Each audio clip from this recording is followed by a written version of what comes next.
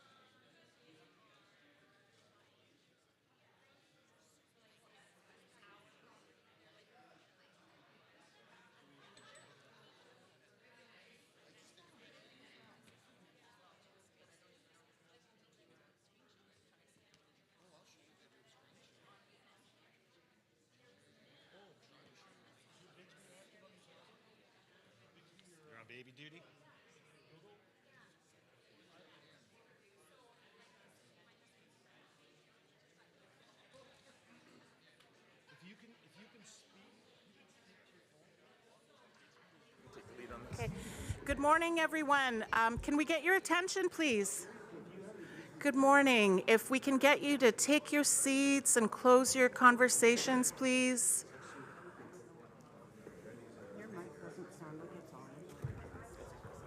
Okay, apparently my mic doesn't sound like it's on, but now I think it does, now that it's on top of my book. Okay, so good morning, everyone. My name is Victoria Pruden. I'm co-chairing our assembly with my colleague Dave Pelche. We have a bit of a different morning this morning. Unfortunately, one of our colleagues, one of our leaders, Curtis Belcourt, has suffered a terrible loss. He's lost his son today. So we're going to be holding some space as family, as relations. We're going to be practicing some Okotwan this morning. And we're going to be led in a prayer. We're going to be led in song this morning. And I'm going to ask everyone in the room, all of our leadership and all of those present, we're going to come together in the middle of the assembly room and we're going to go into circle together, please. So I'd invite you now, let's move into the center of the room. We'll hold some space for our relative. Yeah, everyone in the gallery.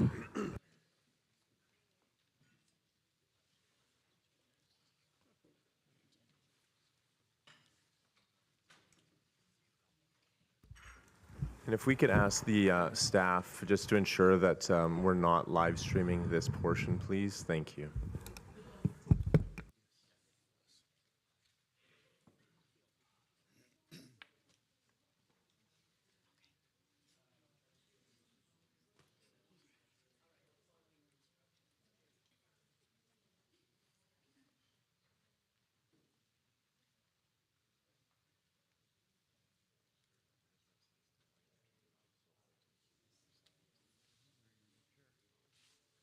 Also, anyone, just make sure if any cell phones that are on silent. I know we've been pretty good this weekend, but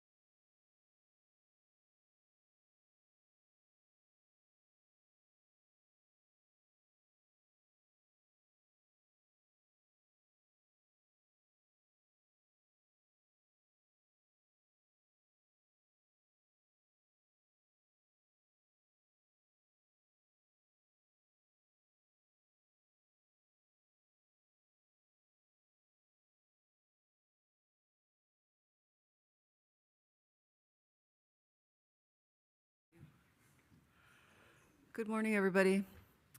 I just wanted to extend my condolences to the family and to thank you all for allowing us to share this space with you this morning. That's such sad news, and loss in our community is deep, and you feel it all the way through the province, I imagine, just as we do in our communities.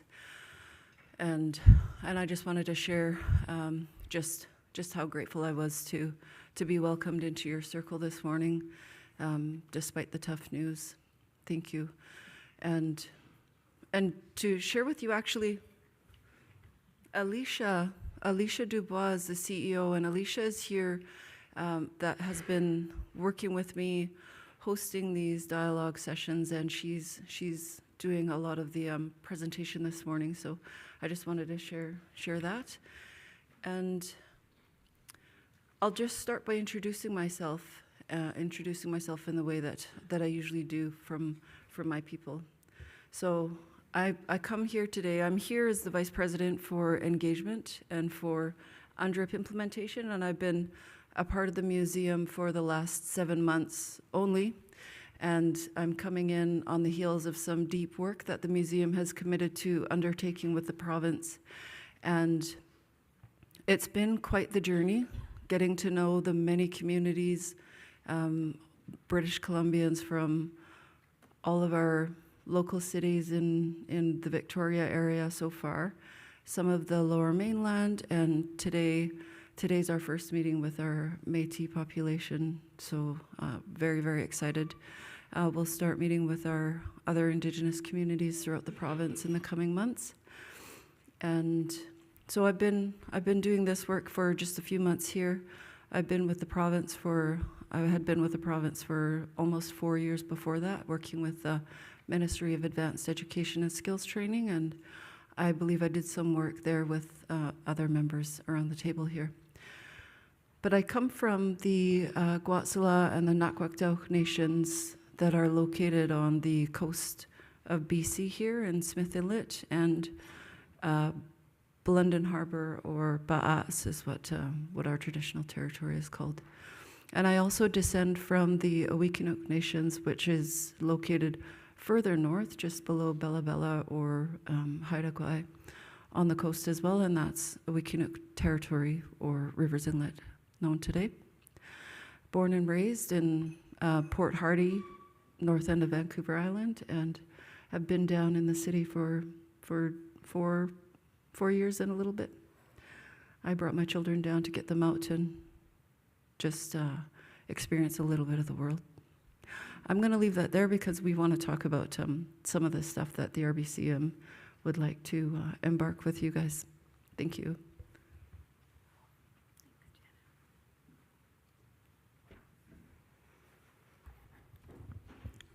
Good morning. I'm going to invite Janet to not go very far because we're a great team. There she is. So yes, thank you so much for inviting me also into the circle this morning. I recognize that today is a much harder day than perhaps yesterday was for the family, of course, and also for the community here, and that we have some people on our minds who really need our energy and attention. So thank you very much for welcoming us, even though it's challenging circumstances for sure, and making space for us is much appreciated. But we also acknowledge that this is the beginning of many conversations, so we need not dive into everything now. We can reserve some energy and space for those who really need our love and attention, and your love and attention. And anyway, thank you very much for being so gracious nonetheless. A bit about myself. So I am the relatively new CEO of the Royal BC Museum. I come with a very different perspective and different lived experiences than most people who have focused their careers on museums. I was a practicing lawyer for 11 years, and then I moved into finance and while I was in the job in the finance world, I was on the board for the Royal Ontario Museum and continue to be an honorary trustee, so board member for that institution. So I do have some relevant background. But ultimately, I was brought in order to facilitate much more inclusive conversations that respect the diversity of the province and frankly of the team. So I was really brought in for a transformational purpose in light of my experience before, and I'll get into a little bit of that so you have some context with respect to who I am and why this work is so important. But ultimately, this is about a shift and an evolution, and one where there's room for everybody. That for me is particularly important. So when I practiced law, I started as a Crown prosecutor actually, and had the opportunity to work very closely on the team that I was on anyway with respect to the Indigenous files that came to us, and to take a very different approach with respect to the experience that people had with the justice system in recognition of the overrepresentation and involvement of Indigenous people in the justice system. And I'll get into why I'm sensitive about that in a second. From there, I focused on environmental law for a bit with a company that was really passionate about alternative energy solutions and was also at the forefront of creating important, meaningful partnerships with Indigenous communities in and around their projects. From there, we moved back to Toronto. I did my law school in Toronto, but we moved back as a family, and I was a lawyer at Native Child and Family Services of Toronto, which for me was an incredible opportunity because it was very culturally driven, and it allowed for a platform to be able to shift the way that judges and other lawyers focused on those particular files in light of the necessary sensitivities that were often overlooked in the justice system. From there, I went to finance. And the reason I retooled and went to finance, my undergrad was in neuroscience, so I did not do business, but I went to finance in order to create and launch and build the team for Indigenous markets at CIBC. And so in that role, I worked with communities all across the country, focused solely on the Indigenous right to self-determination through prosperity, because it's impossible for communities to realize that right and to be strong and well when living in poverty. So for me, that was really the passion and the platform where I felt like I could really put rubber on the road and help facilitate change in communities in a way that reflected the change that the communities wanted, not what everybody else thought that they should have. So I was really proud of that work. And then from there, moved and was the inaugural CEO of the Alberta Indigenous Opportunities Corporation, where I'm really proud to say we were able to facilitate large investments by Indigenous communities as equity partners in big projects. And that included, in like the most remarkable, wonderful way, a combination of joint venture partnerships between First Nations and Métis communities. We had one very significant project that had 5 Métis communities and 3 First Nations, all part owners of a project with one of the big industry players. So for me, having this opportunity, being able to have the chance to dive into what is important to the BC Métis Nation is really, really important. And it's a real honor to be here and to be able to reimagine the museum in a way where representation is proper and where community is the authority of their storytelling, as opposed to the museum, which is the traditional way for colonial institutions, as we all know. So, very interestingly, I'll give you a bit of my personal background. I don't usually get into this because there's a lot of conversation that goes on around it, but I have Indigenous roots from my father's side, and I was born in Ontario, moved to Fort McMurray in the 70s, and at that point, my dad very quickly made close friends with the Indigenous communities around Fort McMurray, in particular with Willow Lake Métis Nation. We spent most of our weekends actually playing in Anzac, which was one of the communities outside of Fort Mac. And that's where I learned to ice fish and snowshoe and enjoy being on the trap line now and then when I got really lucky. And so that's the context for me, and I do have my certificate of membership to the Alberta Métis Nation.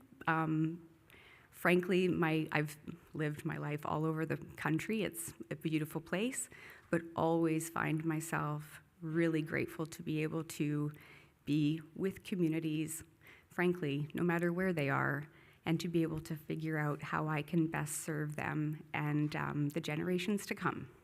So that's part of my background.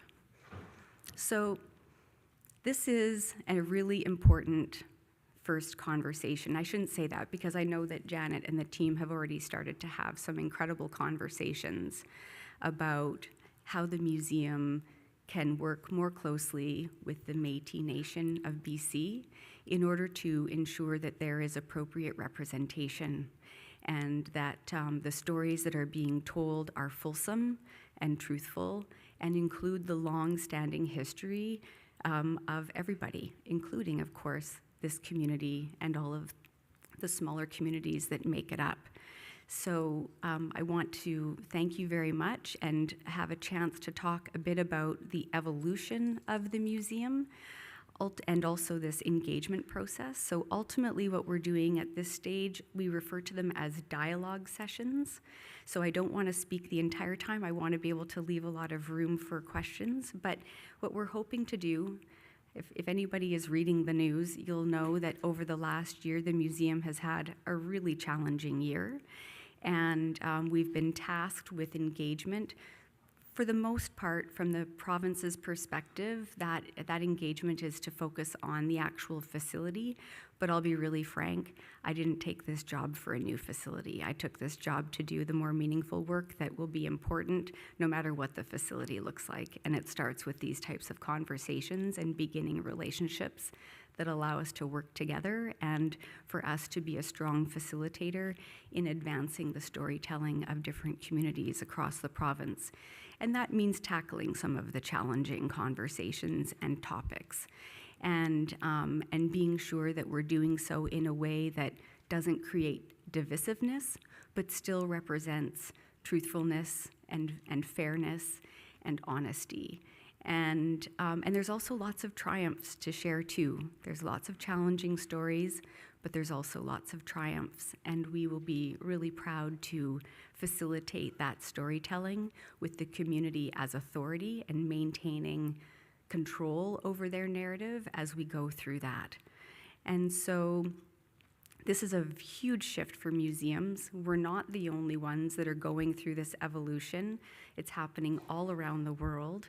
I watched a really interesting documentary on Pompeii, which of course was buried some time ago with the eruption of Mount Vesuvius. And the people who were at the museum and creating the exhibitions around that disaster were literally making up history in order to tell an interesting story and then got shamed for it. And so there's a real movement away from the museums and cultural institutions being the director of history and rather the facilitator of storytelling. And we're really proud to be part of it. Change is tough, depending on which community we talk to. Some communities have a really hard time with the idea of change. But the whole purpose of museums is to help us be introspective, and so that the experience that we have inside museums actually helps us be better to one another outside the museums. And we can't do that work until we're starting to have open conversations, which I'll tell you is actually the background to why I took the job. Because in my work in the Indigenous economy, I'm also the co-chair the Canadian Council for Aboriginal Business, and I've been on that board for 7 years. So really very active with respect to the Indigenous economy. But one thing that I notice is that anytime I have worked with industry or sort of mainstream corporate Canada and Indigenous communities, there's this tendency to skate over the truth and get right to the project. And it feels really transactional. And it actually sets us back because we're not really spending the time to learn about one another and to understand one another and to build strong relations with one another. And that's what the fabric of this country, from an economic standpoint, from a social standpoint, and political standpoint, needs in order for all of those much more close-knit, intimate conversations to be worthwhile and meaningful. So taking this job was actually, okay, we understand truth and reconciliation. Everybody wants to hop to reconciliation because it feels like, great, we can execute and we can start to check boxes. And I really feel like in order for us to be successful, all of us together in sharing the land, we need to step back and respect the truth first and understand one another in that practice. And that's sort of the beauty of the platform of the museum. That's what we're created to do. And that's what we're very committed to do in a different way, and I think a much better way. So that's the premise of why Janet and I are here, and so grateful to get to be here. And I'd love to be able to leave room for questions and answers, or maybe Janet has some additional context she wants to fill in. But thank you very much. Any context, Janet? A little bit. Sure, yeah. Just one little thing. Yeah, do it. Thank you. Just in terms of context, it's more building on a little bit of what Alicia talked about around some of the services that that RBCM hopes to or has intentions of updating are things specifically around our UNDRIP or our Declaration on the Rights of Indigenous Peoples Act, and how we incorporate that, embed that in all of the policies across the organization. And that involves not just our policy, but also how we work with our partners. So some of the work that we're doing is, some of why we're here today is to hear from you, how you see that work rolling out best for Métis communities in BC, and what role you see Métis playing in some of that work that we're doing over the coming years. And then also I wanted to thank you, and I didn't get to do this earlier, but Yahweh Lipton has taken our job at the museum as the director for UNDRIP implementation and for cultural transformation. And he's going to be leading a lot of the work that Alicia shared operationally, and then working on relationships across the province as well. And then we've got Tom Childs here, who is supporting us with our engagement and capturing some of our protocol design to ensure that the museum is honoring protocol of our nations correctly and respectfully in a way that puts our nations in the lead and not us. So those two are sitting in the back, and I just wanted to thank you also for hosting Yahweh Lipton yesterday. He was here and got to spend some time with you. Thanks. That was it for the context. Thank you, and I'll open up if there's any questions from the floor for our guests. Vice President Shepherd. Not so much question, but I just wanted to say how happy I am that this work is being done, how important it is. I had the pleasure of visiting Fort Edmonton in the past couple of years and walking through the Indigenous peoples experience.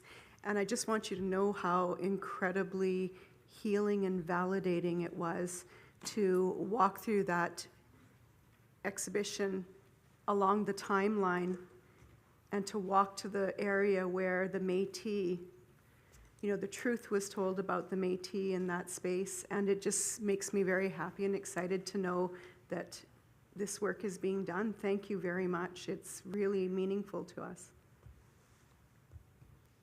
Thank you. President Sears. I was at the Surrey Museum when you came, and I put in a few complaints about how things were run because of being Métis. And I'm just glad to see you here today and that we're being taken seriously, because I've had problems with the Royal Museum before trying to bring our children there, and there were no Métis. There was nothing Métis at the museum at that time. And also when I went to the gift shop, they said they had lots of First Nations things, and they said they didn't know of any BC Métis artists. So they didn't have anything to put out.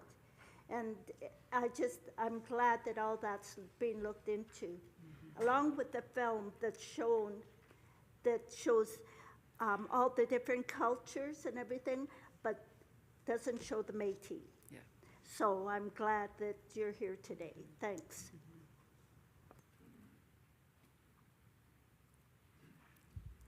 I just want to say thank you for that comment, and that is in fact precisely the change that frankly both Janet and I, there's a complete leadership overhaul.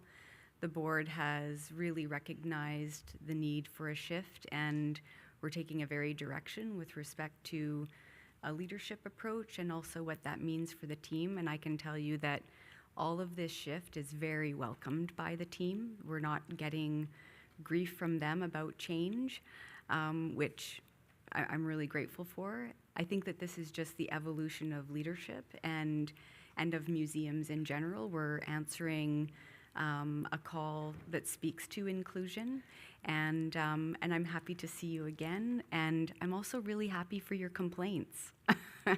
You know, a lot of people think that we come to these sessions, and I mean, I'm very thankful for the positive comments and the sentiments that, you know, we're going in the right direction. But the thing that is most impactful for us is actually when we hear the complaints, because it allows us to make sure that what we do is relevant and right. So thank you for those complaints. And I want to welcome that this morning too, to open the floor to that. That's how we will do better together. So thank you. Thank you. I'll ask Director Fisher first. Good morning, and thank you for coming. I just would like you to reach out to Parks Canada I'm from the East-West Kootenays, so I drive through two provincial or federal parks to even go to Calgary. But in Radium Hot Springs, there is a info station, like an information building there, and they have an incredible timeline. And it was a Tanaha person, Lillian Rose, who actually developed the timeline in that information session. But it's also the first time, many, many years ago, we're talking 20 years ago, that I actually saw Métis for the first time. So it's a beautiful, beautiful thing to look at. And I would really encourage anybody traveling through to actually stop there and see that. But also I would encourage you to see it, because visually it's beautiful. Thank you. I've spent some time in the Tanaha territory, and we actually will be there, I think it's in 3 weeks from now. We're going to be in Cranbrook and Nelson. And so if you'd like to share your contact information with us, we can let you know when we're there, and we'll be sure to do our best to take that into, although I do believe I've seen it. So. Thank you. Regional Director Harriet. Hello, Patrick Harriet, Regional Director, Region 1. Thank you so much for coming. I know we've had some conversations already. Yeah, thank you so much for coming and meeting all of our leadership and answering questions. Yeah, I wanted to point out in the Declaration Act Action Plan, there's a commitment to improve public understanding of Indigenous histories, rights, cultures, languages, and the negative impacts of Indigenous-specific racism. So I'm very happy that this work is now being undertaken by the Royal BC Museum, and I'm really pleased that you're starting the process of coming into dialogue with our communities and with our leadership from around the province. And I know that we've had conversations with the head of the archives about looking at the documents that have been held there. I brought up how the Library and Archives Canada first looked at their records, and there was only about 300 records that were labeled Métis, because at the time that they were put into the collection, that lens wasn't applied, and maybe even that terminology wasn't known or accurate. And after a review, they found that there was actually 1,800 documents within Library and Archives Canada, and they did a report called Hiding in Plain Sight, because it was very obvious once you actually looked for Métis that we were everywhere within those documents. So I'm very pleased that the head of the archives is looking to partner with us to help do some of that work as well, because I know it's all about capacity. But I was wondering, when it comes to the actual physical collections, as opposed to the document archives, have you reached out to any sort of experts in Métis material items, such as Gregory Schofield, and thought about doing some of that work as well?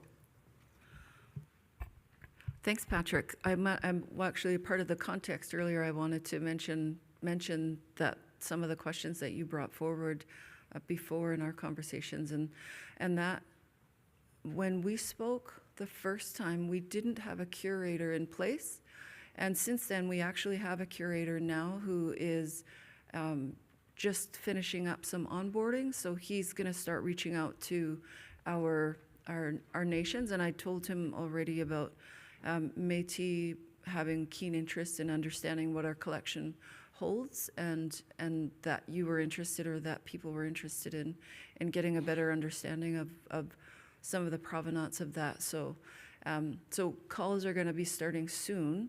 He's starting full-time officially this Monday, so he's been in finishing up different contracts. So he'll be here. I would be very, very happy to take names and phone numbers before we leave to make sure that we have enough. And I've got a few cards here before I go. Yeah, that's absolutely excellent. And just one other thing, and that'll leave space for others. I know that I've heard from citizens around the province that they would absolutely love to have a virtual online dialogue option that's Métis specific, just so that it's a clear Métis voice from our citizens. So would love for that to happen. So it was, we had a space reserved for Métis, and it was virtual, but also we were open to having conversations in person with anybody interested. But we had reserved tomorrow, and it was a coincidence. It was pure coincidence. And then you guys phoned us and said, come on the weekend. So we didn't book it, but I realized we should have kept that, and we should have just kept that conversation going. And we can do that easily. If it's a virtual session, they're very, very easy to coordinate. So we'll get on that as soon as we're back in the office. Marcy? Can we bring people down? Can we create another day? Yeah. Maybe suggest that. If there's an interest for anybody from the chartered communities across BC to attend actually in person, we can absolutely host space for that. What we're doing with our First Nations communities across BC is we're inviting everybody down to our BCM facility, and we're paying for the travel and paying for their accommodations to come down, sit in our space, learn about our collections, learn about the exhibits, our engagement spaces, and start to look at how we are working towards reimagining our third floor or whatever we're working on. So if there's any interest in that as well, we're happy to put that forward. RBCM, we didn't take our PowerPoint, as you had mentioned. It didn't represent any of the Métis, and it's actually very, very limited and narrow in its scope. So we're learning through our dialogue sessions that it's actually not. It's not a great presentation. So we've taken it down and we're working on it, and we want to make sure that it's doing better for our future. But normally what it has up there as well is our engagement website. So if you go to Royal BC Museum on our homepage, there's an engage button. And if you select that engage button, we have dialogue sessions, whether they're virtual or they're on location in communities across BC with some of the dates, and you can register there. I think it's generally simple. I haven't done it myself, but we've tried to make it as accessible as possible.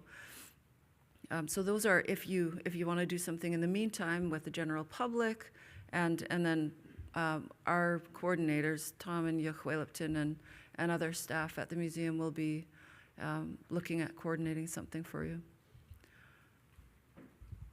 Yes.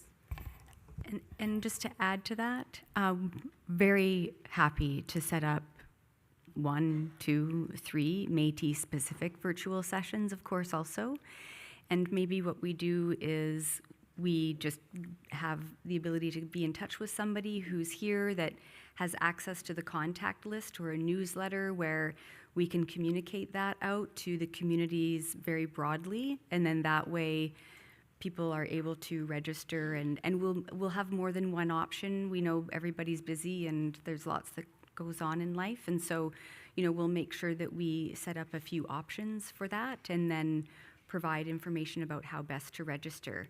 And then that way we know it's going through the right communication channels, and then it really does respect the Métis specific. Because what we find is that even when we open up sessions and we specify that it's for business or it's, specific to another area of society, we often get people peeking in and chiming in that aren't necessarily within that focused group. So just out of respect, we can keep that off of the public website and make it so that it's communication through the channels instead. And then, still, of course, it's a very important part of the report back for us and the information that we gather, but it allows us to have a very intimate, directed, specific conversation, if that's okay. I see Patrick giving us the thumbs up. So we'll do it that way, and we'll organize all of that and make sure that it's set up. Well, thank you very much, CEO Dubois and VP Hanus. We appreciate you coming in, and I think I can see, as I was seeing some nods and pens writing, I think there'll definitely be some of our community members here that'll be taking you up on your offers for communications and further engagement. So thank you very much for coming. Thank you so much. Thank you. Take care. Now, obviously our agenda is a bit fluid today, given how we've started. We originally had a health break scheduled for 10. I think our original thoughts were to power through, but we also, I know traditionally or often happens that health break on the last day is when people get all their baggage out of their rooms and essentially check out. So I'm going to leave it to the will of the Assembly if we break now for people to allow people to have that chance if they haven't done it, or if we wish to just power through. So I'm seeing some noddings for the first part, some head shaking to the second. So what would perhaps hands up if you wish to power through? And do you want to get a rough count? Okay. And hands up if you wish to take the 10 minutes for what we would have for our morning break, or would have been the health break, but also give you an opportunity to get your luggage if needed or things like that. I think we might need to break. Yeah. Yeah, okay. I think we'll break. It's 9:50. I want to be seated and ready to go at 10:05. And we've collected $1,432 for the Belcourt family.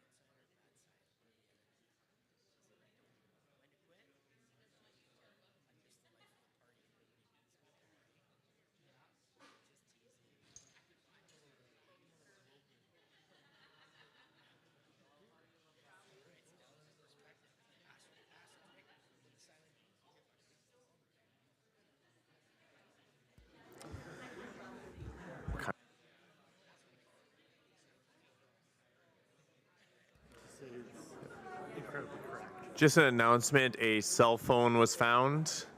So if you lost your cell phone, it's got a little bit of damage in the bottom right corner. Hopefully that was before it was lost.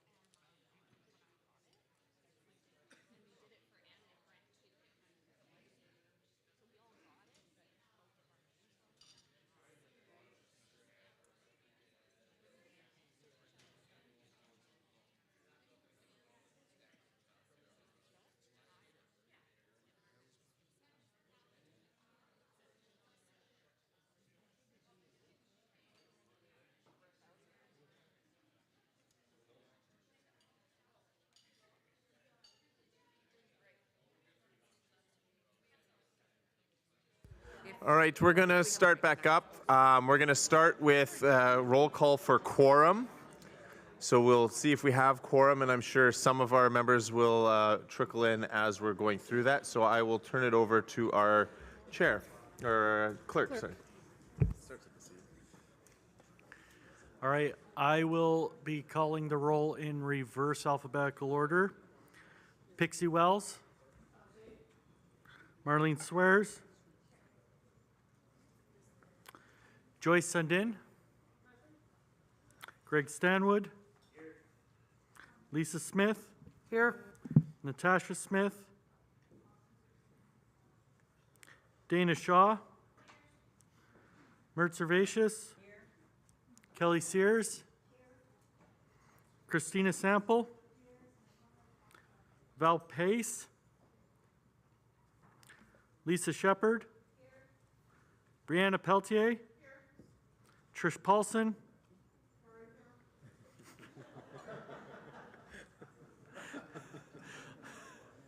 Lana Olson. Peggy Olansky. Walter Minot. Caitlin Bird. Betty McDonnell. Tyler Massey. Richard Lewis. Melissa Kelm. Jamie Lee Keith. Travis Jobin. Brenda House. Susie Hooper. Patrick Harriet. Here. June Graham. Tony Goulet. Dean Gladue. Rainey Gervais. Lee Fraser. Paulette Flamond. Deborah Fisher. Monica Fisher. Alicia Fernando. Kate Elliott. Cheryl Dodman.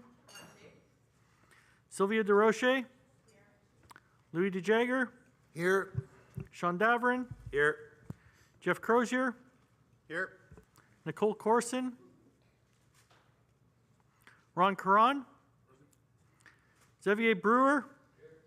Joy Bremner. David Allard. Perfect. Okay, Natasha Smith is here. Walter Minot is here. Is there anyone who walked in during quorum call who did not answer present? Okay, thank you. We have a quorum. Okay, thank you so much, Mr. Clerk. We're going to move on to Resolution 11, Increasing Opportunities for Voting, which has been submitted by the Electoral Act Committee. So we're going to have our clerk, Mr. Beaker, walk us through the resolution. There are some options with this resolution. We're then going to have a presentation. My colleague is going to take off one hat and put on another and provide a bit of an overview, some explanation that will help to support a discussion on the resolution. So, Mr. Clerk? Resolution 11 submitted to the 2023 MNGA. The subject is increasing opportunities for voting. This resolution will affect the Electoral Act. It was submitted by the Electoral Act Committee to the MNGA clerk on January 23rd, 2023. Whereas it is in the interests of the Métis Nation British Columbia and its citizens to have as many people vote as possible in elections. It is often difficult for people to access a ballot box, particularly in large rural areas of the province. Métis citizens expressed interest in having more opportunities to cast ballots in elections, and not all citizens are comfortable casting votes online or are able to vote online. Be it resolved that the Electoral Act be amended as follows. Option 1, strike the current Article 5.6 and insert the following in its place. 5.6, the Chief Electoral Officer shall conduct elections by polling station vote, by mail-in ballot, by online voting. Polling station votes will be mailed by the returning officer within a specific time period to a location designated by the Chief Electoral Officer. Mail-in ballots cast by the electors will be sent by mail or courier within a specified time period to a location designated by the Chief Electoral Officer. Online voting must be done within a specific time period through an electronic site designated by the Chief Electoral Officer, and electors must have a choice of all three of the above noted voting options. Or option 2, strike the current Article 5.6 and replace with, the Chief Electoral Officer shall conduct elections by mail-in ballot and by online voting. An MNBC chartered community may, by written request to the Chief Electoral Officer, request a secured ballot box to the community for the deposit of mail-in ballots. The ballot box will be secured through requirements provided in Article 18 of this Act, and the person appointed as returning officer pursuant to Section 14.1 of the MNBC Electoral Act shall be responsible for the security of the above-noted ballot box. The ballot box shall be placed in an accessible location pursuant to the requirements provided in Article 18 of this Act. The returning officer shall send by mail or courier mail-in ballots deposited by electors in a secured ballot box in a community to the location and by the date designated by the Chief Electoral Officer. The Chief Electoral Officer shall provide the date that the secured ballot box will be closed and when the ballots must be sent to the Chief Electoral Officer. Insert the following definition as number 3.23. Mobile polling station means an advance poll consisting of a team of election officials who visit communities and have 2 secure ballot boxes, one to collect mail-in ballots and one to collect ballots issued by the team to electors who have not previously received a mail-in ballot, and renumber the remaining definitions accordingly. Insert the following as A to Article 15.1. Advance polls shall be open for at least 4 consecutive hours between 8 a.m. and 8 p.m. on the day that they are scheduled. Strike Article 26 and replace with the following. The Chief Electoral Officer, it should read, shall establish at least one advance poll to accommodate electors. Such a poll may take place at a location of a community which has requested and received a secure ballot box, or may be a polling station or both at the discretion of the Chief Electoral Officer. The dates, times, and locations of advance polls will be scheduled to provide reasonable access to as many electors as possible. Advance polls shall be held on a day or days designated by the Chief Electoral Officer. The days and times of a mobile polling station in communities shall be included in the list of polling stations referenced in Section 16.4 of the MNBC Electoral Act. Any person on the list of electors and in possession of a mail ballot who attends an advance poll may mark their ballot and deposit it at that advance poll in the ballot box reserved for mail ballots. Any person who meets the criteria set out in Article 6 of this Act and has not received a mail-in ballot and has not voted online and signs a document witnessed by the Chief Electoral Officer or Returning Officer attesting that they have not voted before and will not vote again in the current election, online, by mail, or in person, may receive a ballot from the Chief Electoral Officer or Returning Officer at an advance poll conducted in their community or region where they are ordinarily resident and vote in person.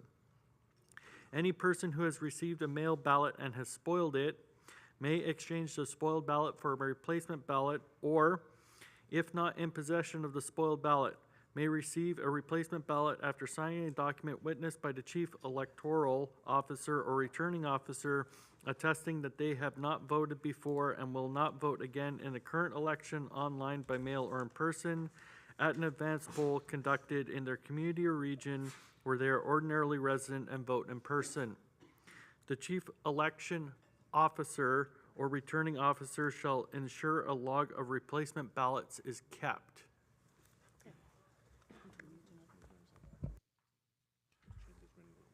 Okay, sounds good. Okay, can we please have a mover and a seconder for this motion, please? Okay, I'm recognizing President Dave Allard and seconder, President Dodman. Thank you. So as my co-speaker said, I'm taking my hat off at this point, my speaker hat, and I'm going to be committee. Is it not being? We have a few of our committee members here. I see President Allard, President Dodman, and Director Hooper, and of course Director Harriet. I was going to say Parriott, but and so we have some of our committee members that are present today. We've been meeting regularly, about once a month, sometimes a little bit more frequently, depending on the timelines, addressing a number of issues that arise in the realm of elections and how it's done. If you'll recall, last year at the MNGA directed or referred a resolution that was brought by Vice President Norquay regarding or requesting essentially ballot boxes in the communities and the suggested amendments to the legislation to allow for that or to actually mandate that. So this piece of resolution, or this resolution forwarded by the committee, is in response to that and to address the concerns and the wish of Vice President Norquay and his community in bringing those potential changes forward.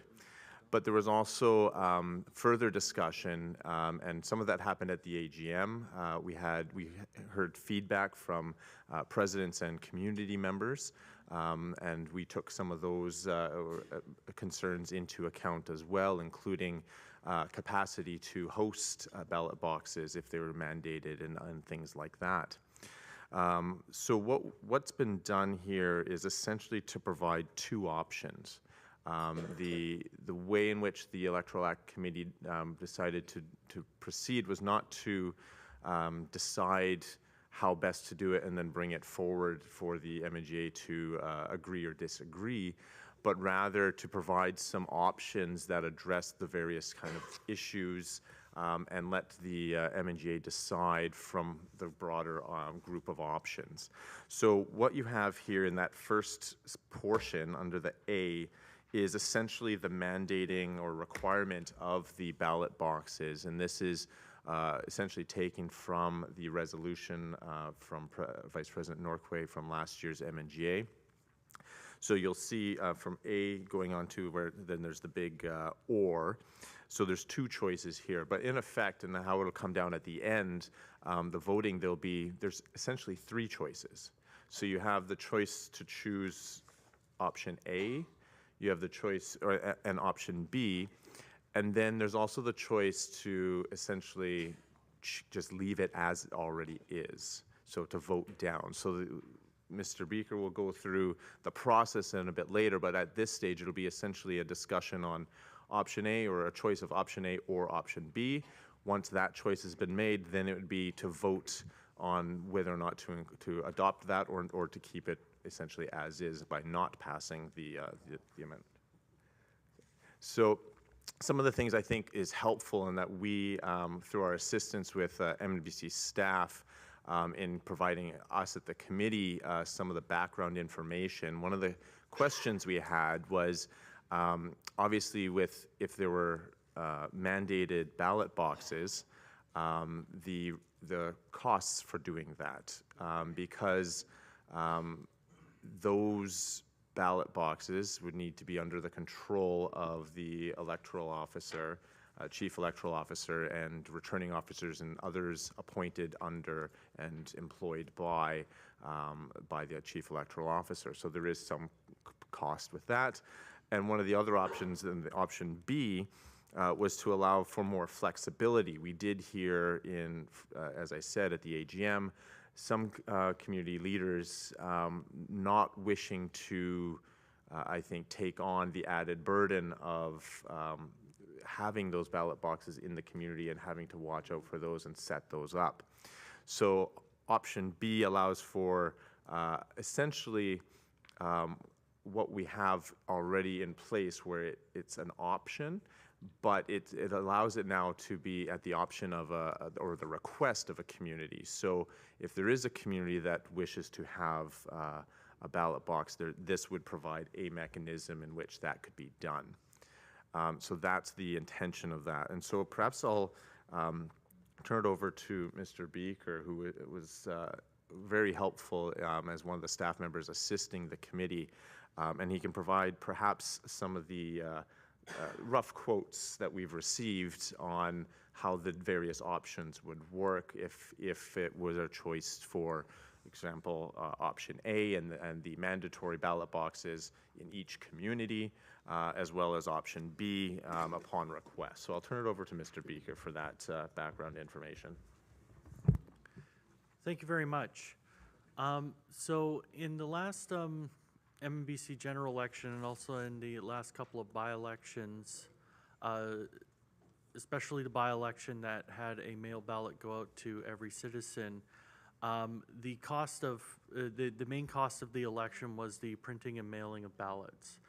That cost was between $60,000 to $70,000. So, and that is just to mail out the ballots to everyone, and then of course the online voting. At least with our with the electoral officer that we used before, that was included as a zero cost. So that. Keep that number in mind when I give you the other two numbers for either a ballot box in every community and then the advanced polling rotating ballot box option. So between these two options, the rotating ballot box is going to cost around $80,000, and most of that is for the staff to run the mobile polling station, but those costs are predicated on a ballot box being provided to most, if not all, communities. I think that were we to set up a ballot box in, say, the Lower Mainland, we would be able, we wouldn't necessarily have to go to each specific community. We could probably find a way to have a couple communities come together. One of the benefits of living here. Were we to have a ballot box in each community, and the idea would be to run it like a federal or provincial election, the ballot box is open for a whole day on the same day, we are talking about $275,000 in increased labor costs. So that is the context of that, and those are very preliminary back of napkin quotes that I got from a couple of people who have run our elections previously. So thank you. Yes. So that if there are any questions, I'll be happy to take any questions with again, my role as part of the Electoral Act Committee. And one of the things I neglect to mention, but our committee is a rotating chair, so it's been quite collaborative and quite helpful that way. But any questions? I have a question. So what's the data, like who's actually voting? Like which regions are getting the most votes? Because that could determine a lot as well, right? Like if Region 3 is not voting because they're not getting to the ballot box, but, you know, Region 1 is getting tons of votes, Region 2 tons of votes because it's, proximity for voting is better. What's the actual data for who's not voting and who's voting? Before I support anything, right? Can the speakers identify themselves as well? Thanks. I'll turn to perhaps Mr. Beaker, but I know with the last one, again, the numbers for voting would have been purely as a mail or online option because we obviously haven't had a physical ballot box in a number of years now. But I'll perhaps Mr. Beaker if he recalls those numbers. Yes, and they are a little fuzzy because I did put them into a presentation that we gave at the AGM with the Electoral Act Committee. So I don't know the exact percentages of each regions, but there was some disparity in turnout with regions. I would have to say that the disparity was within a plus or minus 5% band, if that makes sense. So there were some regions that had higher turnout and some that had lower turnout, but we didn't see any significantly lower turnout on a regional basis. So I think that some of our regions that had more turnout, they were maybe at 11 or 12%, and I think in one case we got to 15%. And then some of the other regions that didn't make that turnout, they were at about 7%. So regrettably, the turnout is just not good overall, but it seems to be within a bit of a consistent part where we want to definitely get more turnout, obviously. So the ballot boxes possibly would create more turnout, especially for elders. The challenge is, there's QR codes. Elders don't know how to use those QRs. Like, that's a real issue. It was in our community for this infrastructure survey, and I don't think a lot of people used it because it was a QR code. So that is a challenge. So this possibly could create a better turnout for our especially our elder community, correct? Yeah. I'm just going to just let you know, I do have a list going. We're going to hear from Youth Director Sean Davern, so our Youth Chairperson, and then President Trish Paulson, then President Stanwood, then President Lisa Smith. So, Sean, please go ahead. Hi there, Sean Davern, Provincial Youth Chair. I just had 3 questions.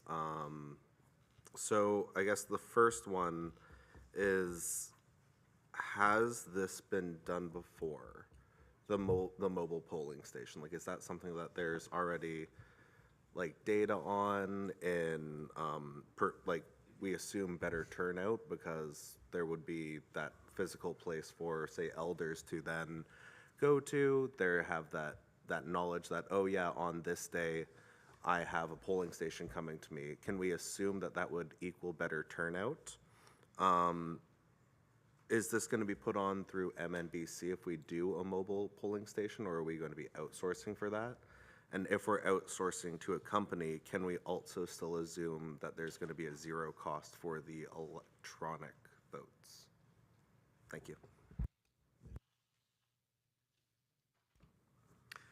Thank you for your questions. I have 2 answers and a maybe answer for the third.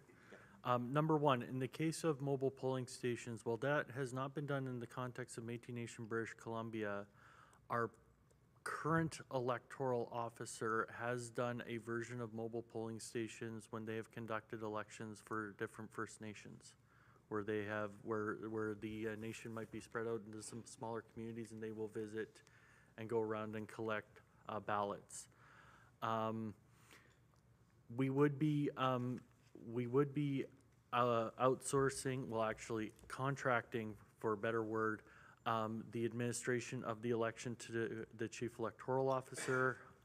We have to put out a request for proposal every general election for electoral officer. Part of the request for proposal will reflect what option the MNGA and the citizens decide on how their elections are. If there's a requirement for mobile polling stations, we will make it clear in the RFP. Third, while we can't assume that the electronic option will be at zero cost, it would be safe to assume that it would be a low cost to have an electronic option, but also because an electronic option would have to be part of the request for proposal, should somebody want to run our elections and not have an electronic option, they probably wouldn't submit a proposal, and when we receive the proposal, we would have to reject it out of hand because the option's not there. But it would be very clear in the RFP that an electronic mode is needed, and the way that elections are going, I'm sure that anyone who is running elections right now has at least some way to provide electronic voting. Thank you, Mr. Clerk. Chair recognizes President Trish Paulson. Thank you. First, I'd like to say thank you for the good work that has been done by the Electoral Committee. I do remember a time when living as far up north for Northwest BC Métis Association, we're in Terrace, BC, we're quite far north. There was a time when we didn't even get our ballots until the election was over. So things have improved immensely, and I'd just like to recognize that to start with. In relation to the ballot box versus virtual versus a roving electoral road trip type of thing, The way my charter community area is laid out is that Terrace is the hub. We go from Gitsigukla to partway to Prince Rupert, from Kitimat to Stewart. It's a very large area.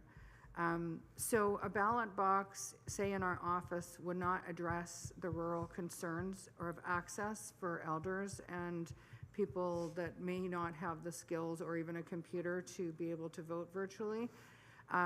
But what we can do is support them from the chartered community in those ways.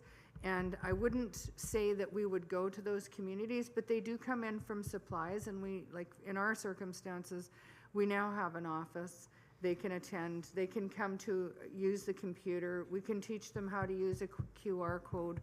Those are programs actually that activities that can tie into other programs like elder computer literacy and those sorts of things.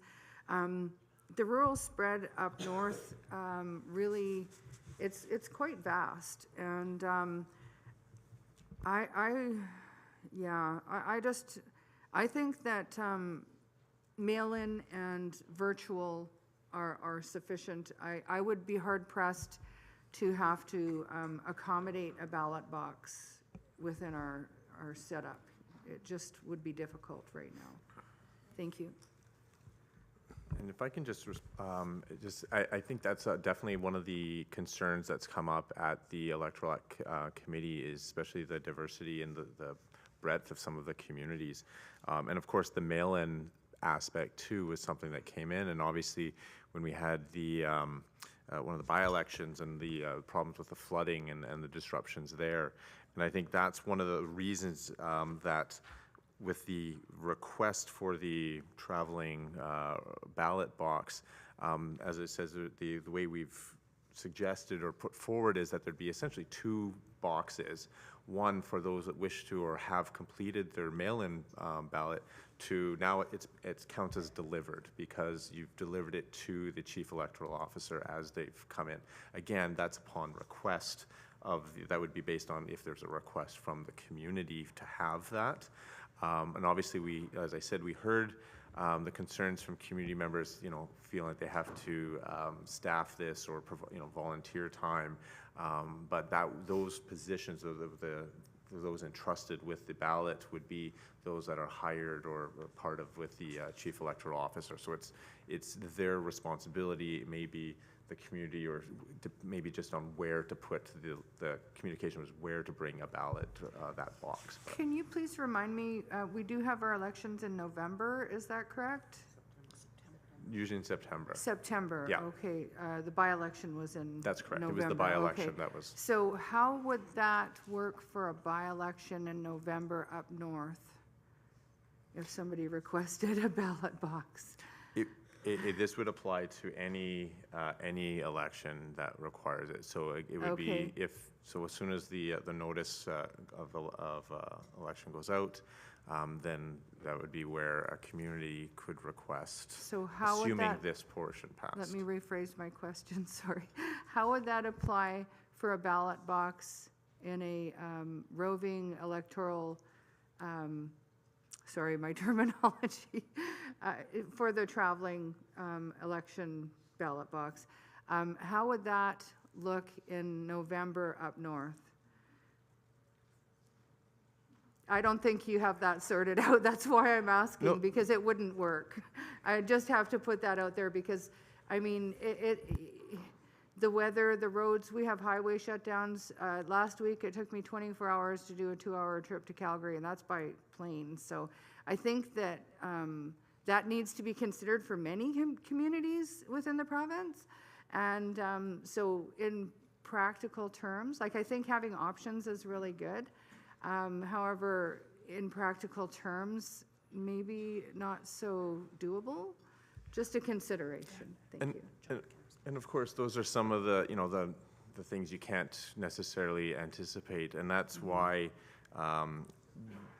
Again, responding to the request or the resolution put forward by Vice President Norquay, which would require ballot boxes, this would, again, it's like you said, there's the options. So then if your community feels or you're too concerned that it's a by-election in in December, that might not be an option that your community might choose, but Thank you, and I think that's what I was trying to highlight. Thank you very much. Okay, thank you, President Paulson. President Greg Stanwood, please. This is a big problem with our group because we're so many municipalities. I mean, if you did the ballot box, you'd have to have 6 ballot boxes, not 1, for our territory, and that's a big cost. The way we've been able to contact our citizens is through direct email. We seem to have a great response with direct email. And verification, if you sent out, maybe you sent out the ballots by mail and we verified by email. So we could use that as a verification that they'd received the ballot, and that they were, and if they had any issues with the process of the ballot, then they could address it with us. But to go to 3,000 citizens and you would have ballot boxes in 6 different communities, and you'd have to man them, right? Because we don't have offices in 6 different communities. So that would be a tremendous expense. But to do it right, to do it absolutely right, that probably is a good solution, right? To do both, do the mail out, and have ballot boxes as well. But as I said, again, it's pretty expensive. Can you address that? Sorry, and thanks for that. I just wanted to clarify one thing in the proposed resolution. Both options in the proposed resolution will maintain mail ballot and online ballot access. The second option of the traveling ballot box is an added option to that, right? Both proposals will still have a mail ballot going to each citizen, and should a citizen wish to vote online, they will do so, because that is where we're starting as a baseline, and we want to improve on that. We don't want to take away and replace. Just to clarify that, but thank you very much for your context in that.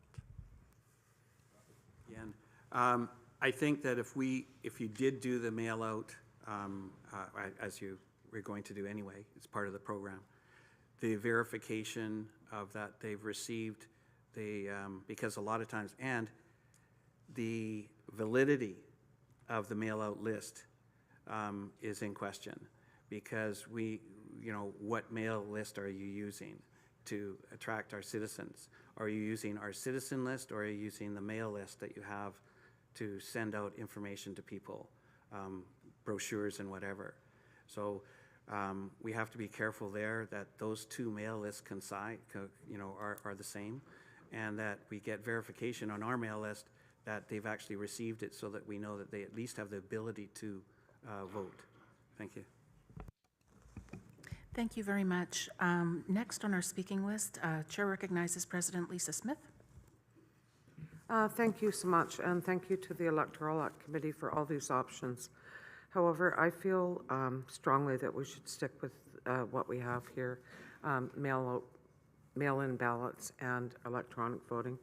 I think it creates an opportunity for communities and for all of us as leaders to engage with our citizens and do outreach and help elders out if they need help. If they don't understand that they can get a mail-in ballot or electronic, it's about stronger communication. And I know that some of this is very, very costly. And we haven't used the ballot box system for many years. And at one time, that was the only way to vote. And I have been around that long. So, and it's a lot of responsibility on a chartered community to have to man that ballot box, even though we did at that time provide honorarius for the people that were doing it. But to hire a chief electoral company to do all this on our behalf, to keep it totally non-political and totally unbiased, that it would cost a fortune.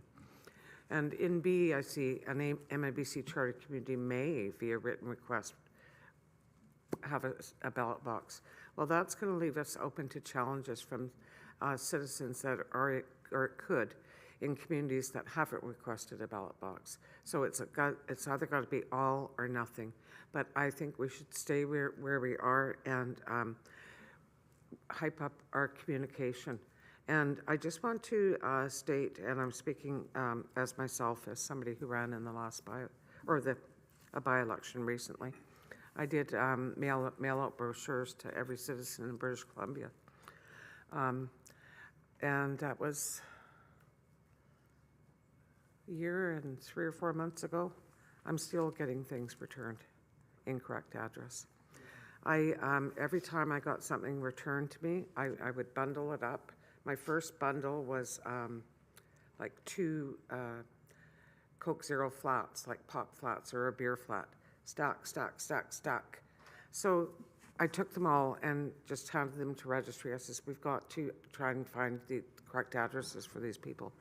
Our registry was able to update 500 citizens' addresses because I took them every envelope in, and if it came back to me.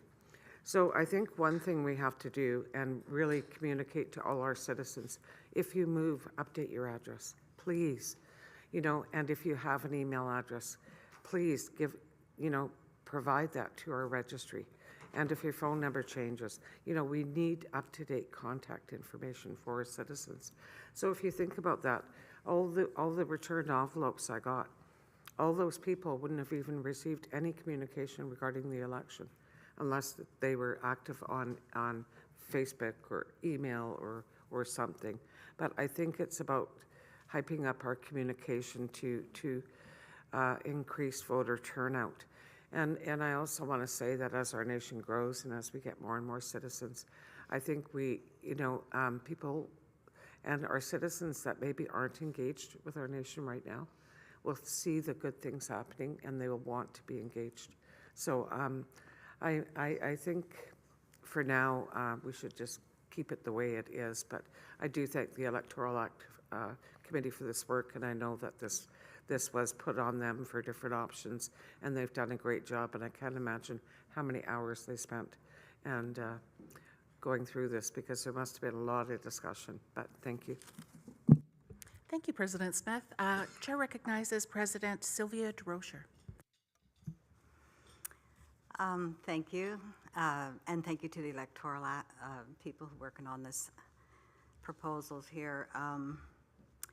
I have been asked to speak also on my colleagues here from Region 5, Tony Goulet, Marlene Swears, and Lana Olson, that we are all in agreement for a ballot box. One of the reasons is that our elders in our community, for the majority of them that we've spoken to, and the ones who have come into the office would have nothing to do with a computer, but they still wanted to vote. And some of them had made wrong choices on their ballots, and so they couldn't get another one.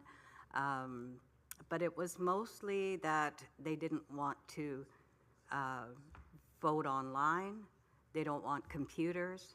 They wouldn't even take the phones that I offered them. And that's just the way they are as elders. They don't like change, but they're used to voting by ballot box. And so we had called them. A lot of them didn't even know that there was an election going on. So we did a lot of work with that as well. So either way, either way that we do the ballots, it's going to take work, and it has already taken work for the community. So for me, I think it would be up to the community if we could inform our communities that this is an option and have them make a decision on how they would like to vote. It doesn't have to be every community, and I know that it won't. But we also have people who are disabled, who can't get out to vote. A lot of them, and especially our elders who have moved into nursing homes, et cetera, they don't change their address. So we as a community are trying to keep up on those of our citizens, and it's a lot of work. It's a lot of work either way. But for a ballot box to come in, that's what they're used to. And, you know, later on in our lives, and we're all getting there, if we don't need to change, let's not. You know, we're in our twilight years, some of us, and let's make this easier for everybody. And on behalf of my colleagues who aren't here right now, we would like a ballot box. Okay. Thank you so much, President. Chair recognizes Vice President Walter Minot. Walter Minot, Vice President, MNBC. Just some facts from the past. Ballot box elections increases for one thing, it does increase the numbers of people that vote. It has been proven in the past. 2002, I believe we had one of the biggest voting turnouts in an MNBC election, and that was done by ballot box in the communities. There was no online. There was no online voting, no mail-in ballots. The biggest issue we have with mail-in ballots, especially up north, is the timeline is too short. We've had, I'm going to have to say at least 50–60% of the people up north get their ballots, and it's too late, we can't mail them in. And that's happened in all the last few elections. And I've had calls steady on every election that we've ran that the only way they're going to work for the north is we need to extend the election process, where these ballots are going out at least 2 weeks before they've been going out now. Because there's for a fact, my family could not vote in the last election. We all got our ballots like a day or two before the election. So we didn't get a chance to vote. So a lot of them did vote online, some of them didn't know how to. So the mail-in ballots, unless we extend the length of the election process, they don't work for the north. And in the past, we have done ballot box elections, but the problem with it is we do need the volunteers in the community. And it's up to the communities to be able to put these elections, to put the people in place to be able to run these ballot boxes, which is a burden on our communities. And as we all know, we're all on volunteer time. So I don't wish that on any community. You know, I believe it's up to the community how we do it. But in the past, it has increased substantially the number of people that vote ballot box elections. We didn't have the cost, we didn't have the dollars for them kind of elections back then, but that's how they were run. The community had volunteers come in. The ballot boxes came in from head office here from Vancouver with all the ballots. With security tape, everything that was involved with signatures with the electoral officers in each community. You each put in your own volunteers' names as electoral officers for that community. And it was up to the people that were running to put scrutineers into those communities to assure that the ballots were counted, or not counted, were put in the box properly, and nobody was voting twice or anything like that. And that was all done, volunteer driven. So the cost was very minimal. And so we can look at maybe doing that process, but again, that opens up for challenges. Back then, we never had no challenges. The elections were honored. The communities were looking after those ballot boxes, and they were honored by everybody. But again, it is a burden for our communities.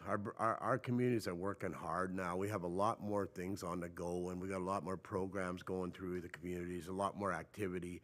So that's putting more onus on them. So I would stand by any decision made by this year committee or this year group of presidents, and I would honor any of that. But just for information, ballot boxes do increase the election process, increase your numbers, probably double. In 2022, or 2002, I believe we had almost 5,000 people vote in that election. It was all ballot box. And we only had about 11,000 citizens. 2022? Or 2002, sorry. Yeah, 2002. So that was probably our biggest turnout. And we didn't have the numbers back then, as we do now. Point of order. Yes, Chair recognizes President Lewis. In the essence of time and the standing rules, I understand that there is a 3-minute limit. Thank you so much for that reminder. Our clerk is now going to be setting the timer. Thank you. Okay, so next, Chair is going to recognize President Travis Jobin, please. All right, start that clock. You know, really, I think a lot of the things, the comments I had were answered. You know, Travis Jobin, Métis Nation, Columbia River. We're a small but mighty community. So for us, I would kind of lean towards more going with option B. I'm not sure that we would use a polling station. You know, we're able to contact and connect with all of our members a little easier just because our list is smaller and our area is, you know, within 50 kilometers of town. So that said, my board and my executive director might have another opinion and maybe want to see that. What I do like about polling stations is the feeling of democracy when you're all going as a community and casting their vote. So I do like that. And I just think, you know, whatever way we go here, we just need to make sure we're giving people as many options as possible to vote, so we get those numbers up. And those, if you know, we're investing those dollars into getting our turnout, it's to me well worth the investment. I think I coughed when John Beaker was talking about this. So is it? Are we, as a baseline, we mail out a mail out ballot to every person? Is that like in the act, or is that like that's baked into it? That is correct. Okay, and then just one question for President Lisa. Just for clarification, you're in favor of just leaving the act as it is now and not going with either of these options or changes? That is my feeling, and I was just conferring with Vice President Minot as well. He was referring to in 2002 about the citizenship numbers in the ballot boxes. At that time, that's the only option, was a ballot box, and we didn't have citizens at that time. The people that voted in 2002 in that election were from community lists. It was a community list. So at that time, we're not even certain that everybody that voted was actually qualified to be a Métis citizen. I got my citizenship card, I think it was 2006, 2007. My number is 1,749. So I can assure you we didn't have 5,000 citizens. We had probably members, community members at that time. But I just want to clarify that just because I think building awareness in community and building more awareness from MNBC and our communications and different things, I think we can get the turnout that we're hoping to achieve. Thank you. That's it for me. Thanks. Thank you, President Jobin. Chair recognizes President Caitlin Bird. Thank you, Caitlin Bird, Métis Nation, Greater Victoria. I might be dating myself as well a little bit, but back when I was a youth, I volunteered at one of our polling stations in our community once upon a time, and throughout that weekend, or 3 or 4 days, we had probably all of 5 people come through to the polling station. So I know what's best for my community, and I know what my board would like. I can't say what's best for all the other communities, and so of the 2 options, I would say B. It allows the flexibility for if you think that a polling station is best in your community, you have that option. You can make a request.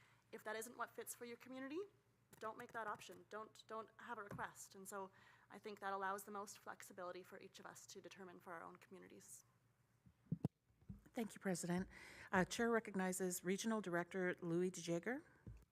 Great, thanks very much. Louis DeJager, Region 2 Director. I like what I'm hearing from President Paulson as well as Victoria as well. I like to think about the future and where we're going. I know about the past, but the youth is definitely one area where we need to increase the votes. I'd like to even see text voting. You know, we do a lot of banking, confirm appointments. to try to get them into it and try to progress forward. Just so we're not always looking back, we're looking to the future. But I do like the idea of regions deciding what they want to do. If it's best for the North to have ballot boxes and that's what they're used to, why can't they do that? So the choices are there. I like B. There is a lot of flexibility in there. Kootenays, if they want to do a way that's going to bring out the vote in their area. Greg, same thing for the Lower Mainland as well. I think the most important thing in the focus is getting out the vote.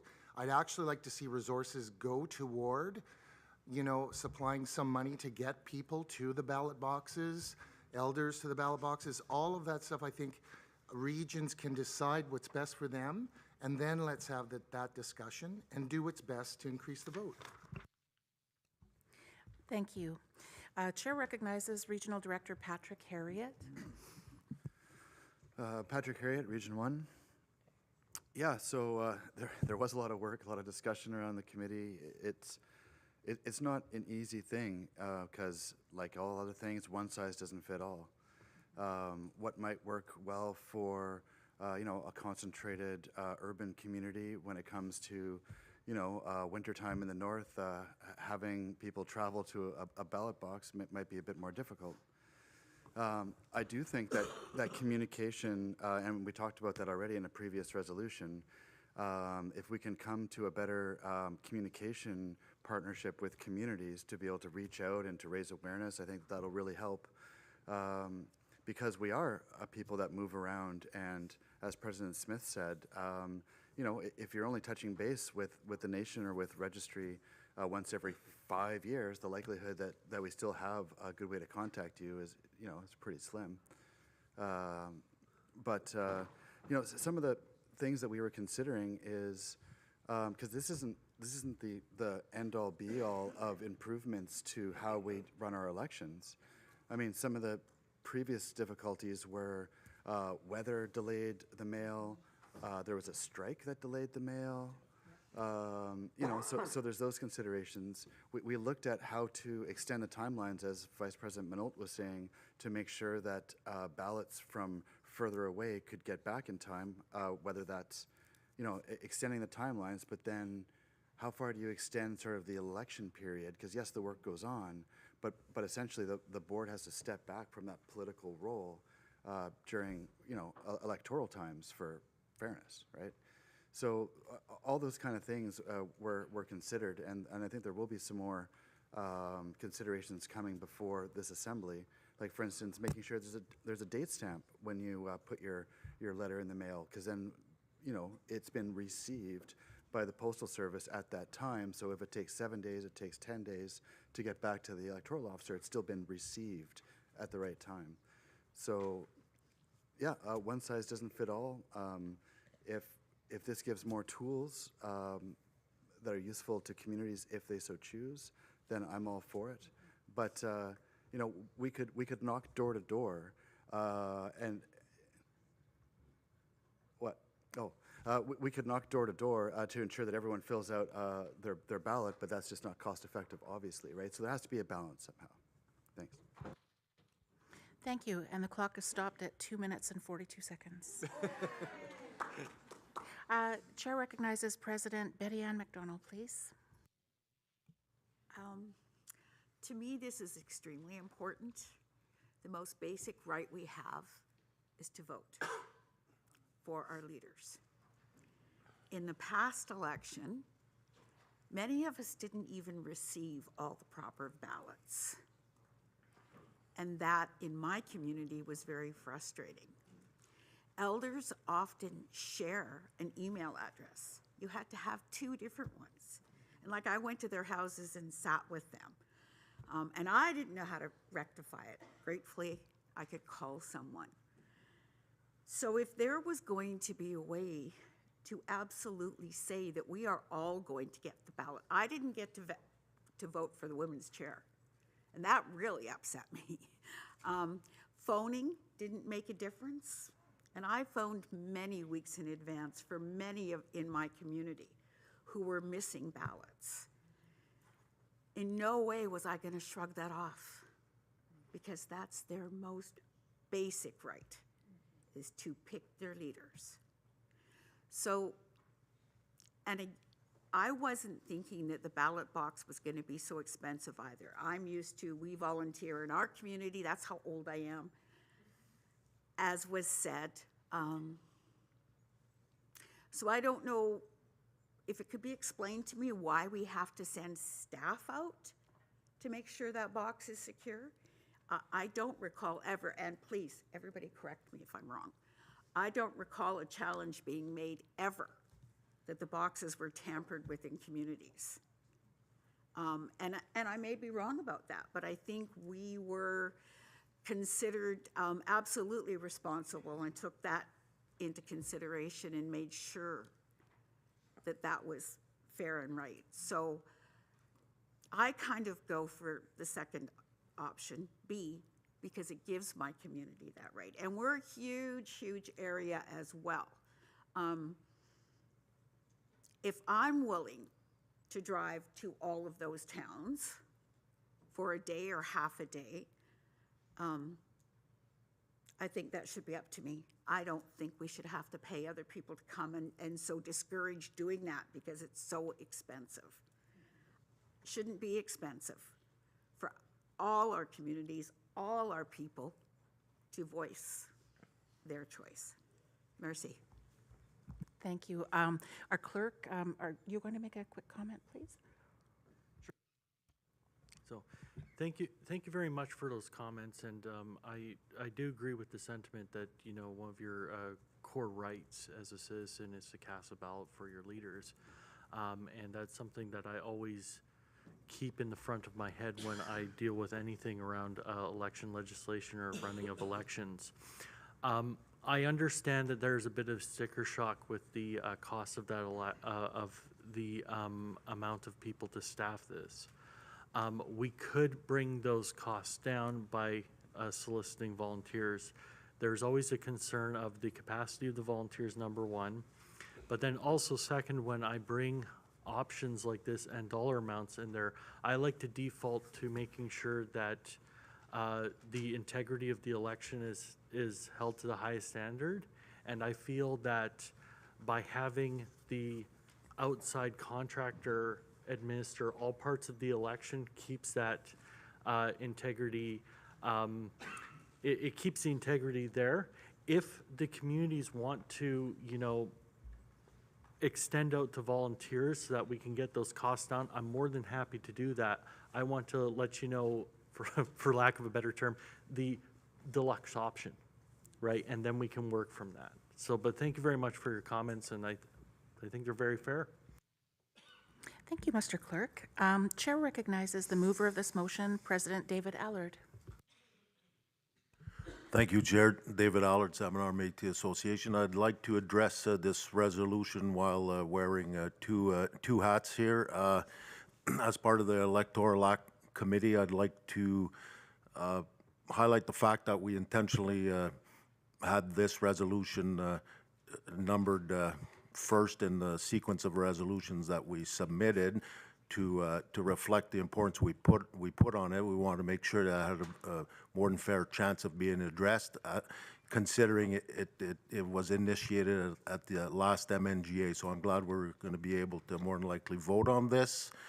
The salient points to keep in mind are that we are voting at this stage on a choice between A and B, and there's a possibility as well after that they both don't pass, and the regulations, the act stands as it is. So there's three choices. There's more flexibility in choosing B. That offers the most options. A offers less options. A community wouldn't technically be able to opt out of the ballot process, the poll station process, and then not accepting any of these two would offer the least amount of options. So please take that into consideration. And now by switching over to my other hat, my president's hat, in the last 7+ years I've been on the board volunteering there as in many different positions. I've never heard from our community anyone mention the interest of having in-person ballot boxes. So this will guide me into choosing option B, because it allows us and myself to opt out of that process, of that option, which I would consider extra work and you know, so that would be great for our community, for myself, our stretched out board of directors. That being said, from now till the next general election, if I hear a whole bunch of requests for having that ballot box in our community, then I'll quickly adapt, react, and make a request to have it, and I'll go with it. So that's the flexibility I appreciate about option B. So I support option B. Thank you. Thank you, President Allard. Just going to make the Assembly aware, we have 10 people on our speakers list, and what we would like to do is be able to give those 10 up to 3 minutes, which could take up to a half an hour. We're at 11:13. We're very much hoping to have a vote on this resolution. So that being said, Chair recognizes President Dana Shaw. Dana Shaw, Boundary Métis Community Association. I am very divided on this. I'm in agreement with what President Smith said about communication. I'd be very surprised if more than 10 people from my community voted, because we just don't know. You receive a ballot in the mail and there's 2 names on it, and that's all the information that many of us get. And so I don't think I have voted because I don't know who to vote for or any information about it. And so I think getting more communication to the communities will increase voting a lot more. I also would lean towards option B more, but also, like President Smith said, what if a couple community members get upset because we chose not to do it? We are constantly strapped for volunteers, and so putting that onto the community puts a lot more on the presidents and the board. And I know that I totally agree that having a ballot box would probably increase voting, and that voting is very important, but I'm not seeing how in my community we can reasonably do this. We're also very spread. We're from one end to the other is 100 kilometers. So putting a ballot box anywhere in there, you're gonna miss a ton of people. So I think there needs to be more thought put into the whole process of voting rather than just adding a ballot box. I think there needs to be more in general, because it's just not reaching citizens, and I don't think just adding a box to the community is going to fix that. Thanks. Thank you, President Shaw. Yes, thank you. And I think that's, and as Minister Harriet pointed out, this is why it's so important, the whole process, and why the committee's been working so hard on so many different aspects. Like, this is just one aspect. As we saw, Resolution 12 with dealing with outreach and some of that education around and information about elections. So there were already a few resolutions that the committee put forward. Unfortunately, we're not going to get to all of them today. There was others that were looking for feedback as well, and to address a lot of these issues. It's quite a bit, obviously, when you're looking at election and all the issues, including timelines and other things like qualifications of those running for different positions and stuff. So that work is still being done, and this was one of the ones that we saw as the highest priority, particularly as President Allard said, we had the direction from the MNGA at the last March. So this is one of a few here, and likely going to be more coming from the Electoral Act as we continue that work. Thank you. Chair recognizes President Kelly Sears. Hi, I just think we should have a longer time, mail-out time. That would cut down a lot of the problems because if someone isn't at that residence or whatever, it comes back to you, and it would give more time for people to get their ballot. And also, I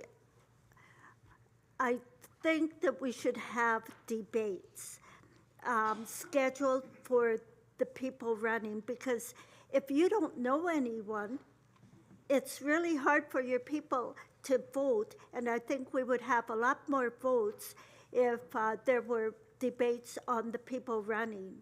And that would be put out to everyone, and they could see that.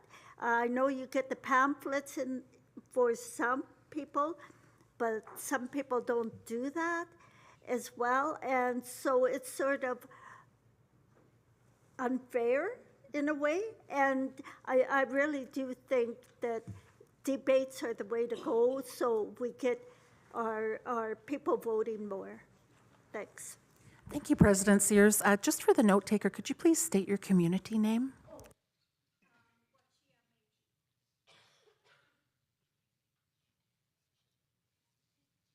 Okay, we're just going to change our speaker's order a little bit to allow President Alicia Fernando to speak, please. I really appreciate that. Alicia Fernando, Tri-River Métis Association. Sorry, my flight's early for some northern people. Just wanted to just support option C to keep things as is. I think there is mechanisms and communications in place that would reduce the barriers that have been mentioned better than a box. And I don't really want to move backwards, and I realize the flexibility and the importance of having everybody's voice heard in a vote. But it's just, I was basically in the same comment as my colleague across the table here, that it could be a divisive issue within a region or even in a community, and to put that on us as volunteer boards I think is difficult, but I can appreciate all the hard work and thought that was put in by the committee, and thank you for your time and welcome me for the first time to this table. Point of clarification, please. Chair recognizes President Yes, Allard. David Allard, Salmon Métis Association. If I'm correct, we're only voting on option A or B, and then subsequently we deal with leaving it as is, correct? So there's no option C at this point. There isn't an option C. There is only option A, option B. And then we see what happens. We vote again. Thank you. Thank you for that. Chair recognizes Vice President Lisa Shepherd. Thank you. I want to thank the Electoral Committee for putting this together.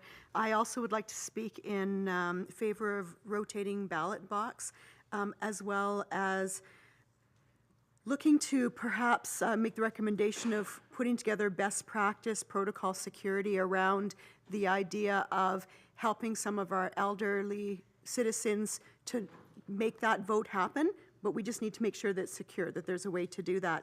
I also really love the idea of looking at text voting as well, because I think it's important to grab those youth votes, get them excited.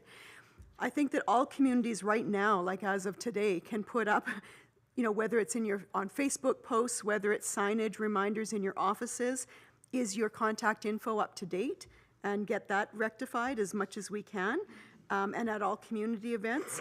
With the idea of doing rotating ballot box, I think we should also consider making use of that $80,000 and do a rotating ballot box and roadshow so that people come in.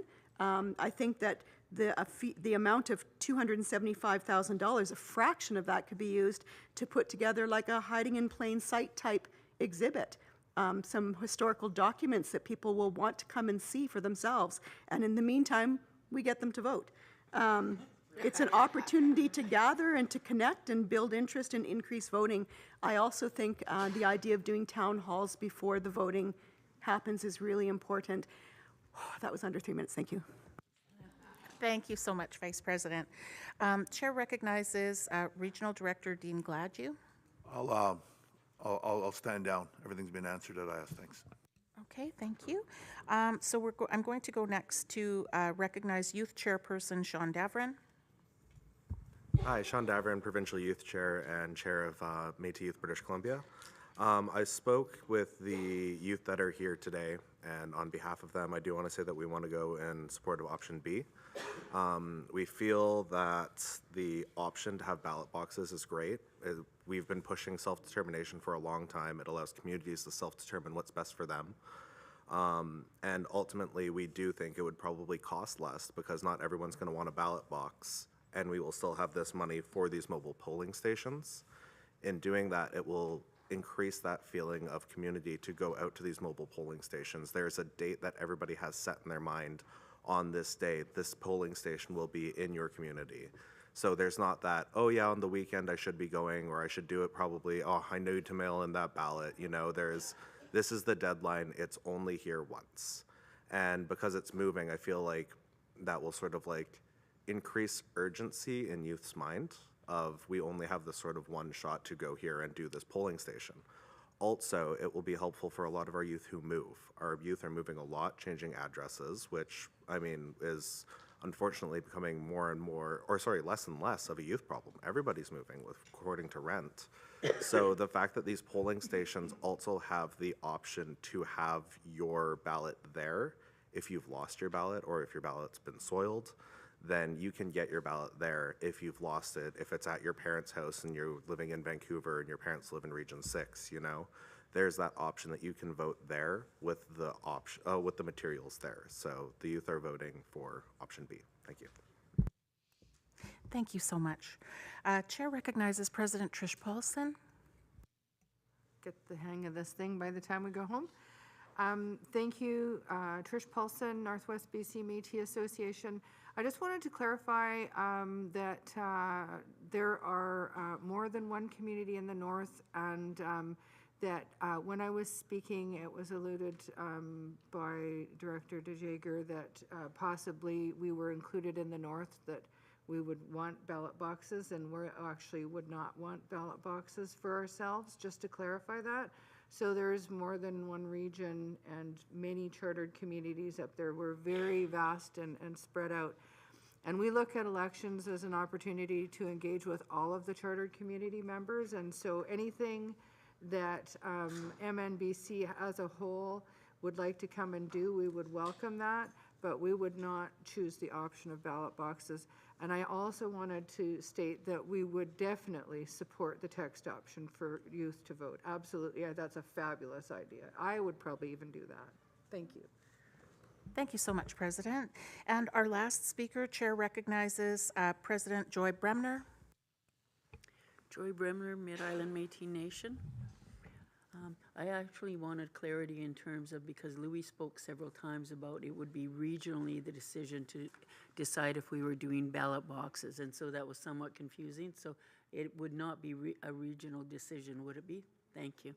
And then the other thing, I'm speaking to my own community as there was a fair discussion around this. And when we started looking at it, we actually have 7 communities. 7 different communities within the Mid-Island Métis Nation.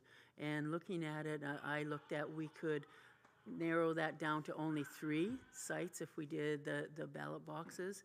And 2 of those sites would each have over 200 possible voting members. And the other, the larger one of Nanaimo itself would have more than that. So you can start to see that even with we deliver food boxes, we can't deliver to some people because they're further out. And so it was definitely a consideration of our community that we consider the ballot boxes and having them, in several locations. And I think that would be a discussion once an election was called. So we are in favor of option B. And, and our community will be very intent on making sure we provide the best possible voting options for our membership. Thanks. Chair recognizes President Lisa Smith. Just for clarification, it's my understanding that the ballot box would be per chartered community, not per each municipality. Is that correct? Thank you. So 1 per chartered community and not per municipality. And to clarify even further on that, that was a model that was taken from the last time that I could find that there were ballot boxes, and that was in the 2012 general election. In that election, and I don't. Okay, how is that better? Yeah. Sorry, I never know how loud my voice is. So in 2012 was the last time that we had ballot boxes. It was the communities that had a ballot box, it was 1 per community. Some communities were mail-in only, and I don't know what the criteria was for that, but we took from that model And we wanted to put in here, you know, to give the option, should your community want a ballot box, you would have one. Okay, and we're going to allow one more last speaker. President Greg Stanwood, please. Yeah, just for clarity, if we had one ballot box for our community, we would take it and then move it around? Is that the idea? No, it stays in your community office, that's it. So what do you call a moving ballot box? Mobile. Go ahead. What's that definition? I can explain that. The reason why it's called a mobile is because it would be a group of workers, election workers, from the chief electoral officer. And the idea would be, for example, they might do your community in a location chosen, your community, let's say, on June 5th, and then they might come to Golden Ears on June 6th, and then they might go to Chilliwack June 7th. So it's saving the mobile aspect is that it would be that same group moving the different boxes to the various communities that have requested it. That way it's you're not with the first option where you were sending a box on a single day to every community. Correct. And the number of staff or people that would be required, and that's why the costs are so high versus this mobile group moving from community to community. Was like if we had one ballot box for our community, that ballot box would be in like North Vancouver, West Vancouver a certain day, and they would vote that day, and then go to another community, another municipality group the next day for mobile. Yeah, the way in which the option is written, it would be one location in the community. So you would, presumably through consultation, I'd have to look at section 18, but each chartered community, so you would have to pick, so whether you want to pick a central location to allow your member or your citizens to come to that one location. Yeah, It's not a moving from various places within the chartered community. And again, as Mr. Beaker said, the model that we took from that was based on the last time this occurred was there was one ballot box in one location per chartered community, not per municipality within a particular chartered community. Yeah, and you know, with the vast geographic distances within our community, we would need, as I said, 6 ballot boxes to do on the same day. That's not envisioned in either of the options. Correct. That aspect. Okay, we are going to allow one last speaker for the third time, and I just ask to keep it short, please. Thank you. Chair recognizes Vice President Walter Minolt. Vice President Walter Minolt, MNBC. Just on that, Greg, that also leaves the option of, online voting, mail-in ballots to within your region. So all this does is increase the opportunity for people to vote within your communities. That's why there's still only one per community, but we still have those other options available as well. Question has been called, so I'm going to turn it over to our clerk, who's going to walk us through the options of voting for A or B. So as we've mentioned a couple times, this resolution has 2 parts of voting into it. First, we're going to choose between the option A or B in the resolution. Then we are going to vote for the resolution to approve or not approve it. So because the option A or B part is not required to be a roll call vote, we will attempt to have that by a show of hands. If it turns out to be very close or something like that, we can always redo it for a roll call. But let's be optimistic for a show of hands. So if you are in favor of option A, and for absolute clarity, option A is to require a ballot box in each community as per the original resolution put forward by Caribou Chicolton. Please raise your hand now and keep it up so that they can be counted. Option A, ballot box in each community as a requirement. Eins, why, we shall move on. For option B, if you would like option B, please raise your hand now. It's pretty close. That's pretty close. I think we better get a. 1, 2, 3, 4, 5, 6, 7, 8, 9, 10, 11, 12, 13, 14, 15, 16, 17, 18, 19, 20, 21, 22, 23, 24, 25, 26, 27, 28, 29, 30, 31, 32. Thank you. All right, so. Okay, any abstentions? Any people that All right. didn't vote? Okay, so option B received 33 votes, and that has been accepted.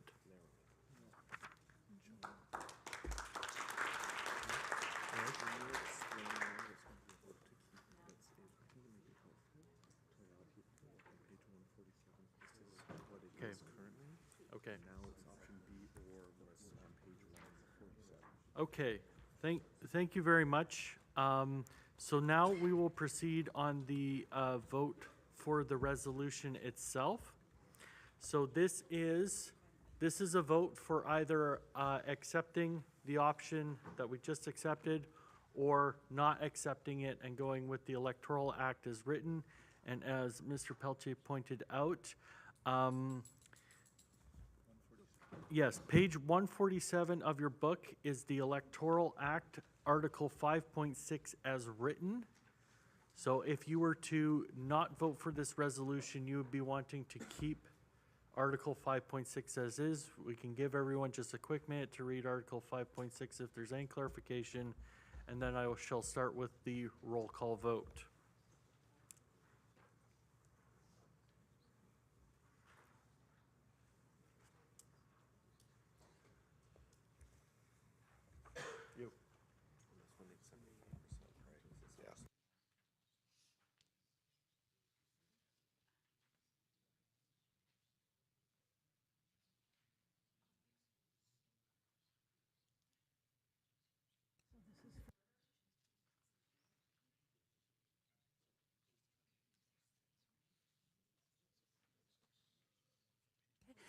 Chair recognizes President Paulson. Thank you, Chair.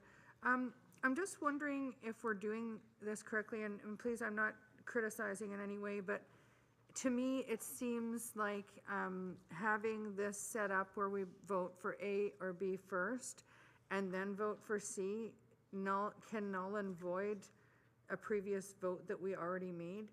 Should we not have had A, B, or C in the first and only vote that we have on this matter?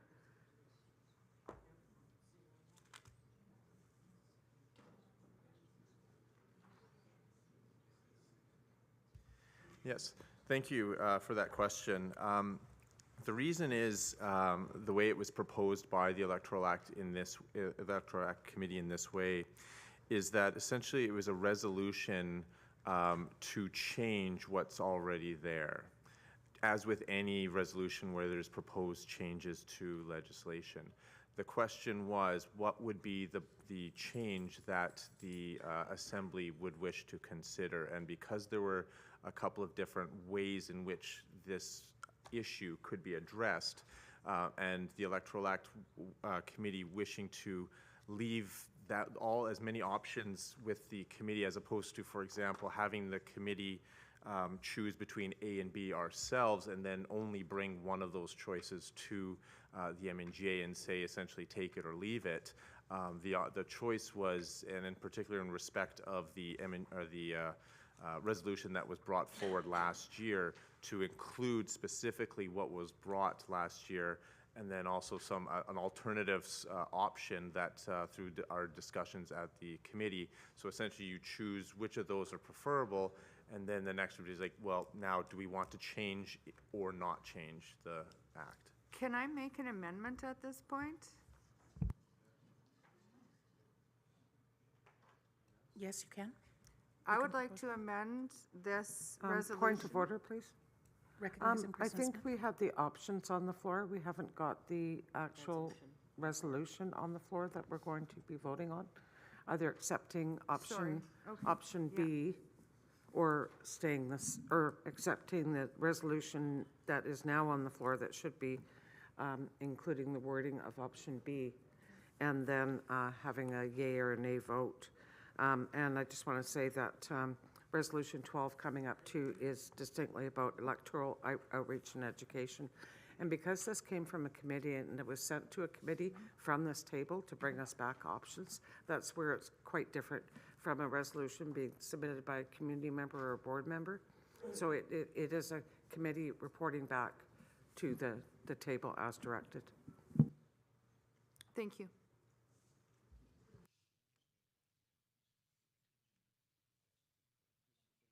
Just going to provide some clarification here. So, okay, so, yes, and thank you for reminding me what the clarification is. The resolution has been moved and seconded.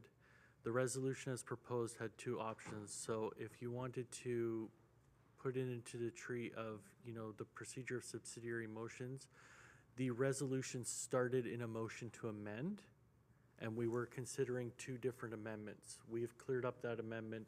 We are now at the main motion for the resolution. I understand that you want to put forward an amendment. It would be my opinion that the amendment would be in order at this time without actually hearing what the text is. That would be my opinion. So it would be in order right now? Yep, President Wilson? I would like to make a motion to, and maybe this might not be in order once you hear what my motion is. I would like a motion to reorder A, B, and C and put C first.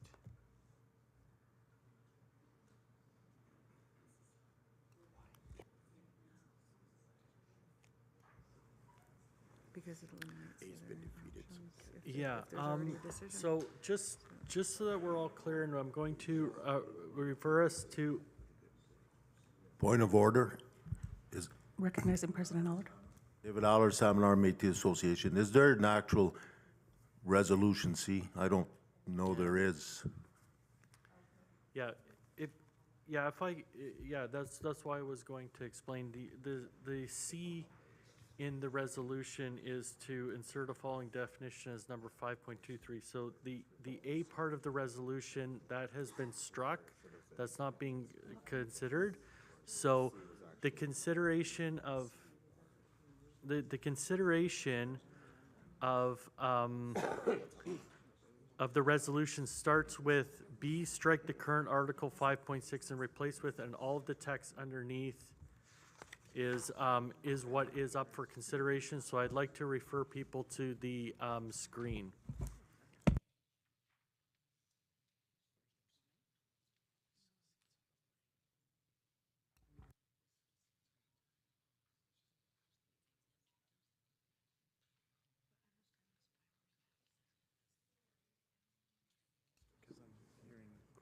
Sorry, I'm so sorry. So I'm going to just offer the option to President Paulson. Did you want to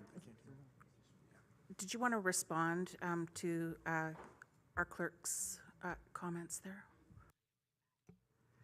So, sorry, I was referring to C. Is that the next vote that we're having on, or is it on 5.6?